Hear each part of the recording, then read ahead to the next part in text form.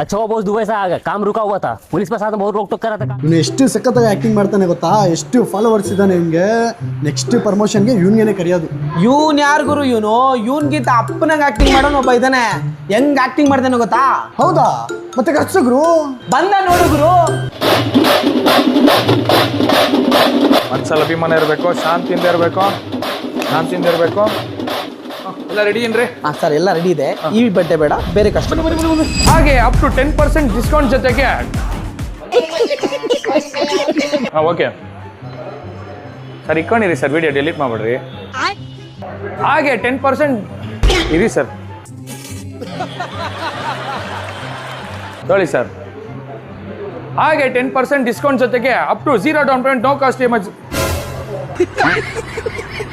Sir ಇರಿ sir. 10 premium gifts sir, ಹಾಂ plus colors lucky draw offer. ಹೇಳ sir, ನನ್ನ ಕರ್ಮ ಸರ್. ಹಾಗೆ ಅಪ್ ಟು 10% ಇನ್ಸ್ಟೆಂಟ್ ಡಿಸ್ಕೌಂಟ್ ಜೊತೆಗೆ ಅಪ್ ಟು 24 ಮಂತ್. ಸರ್ ನಡೀರಿ ಸರ್.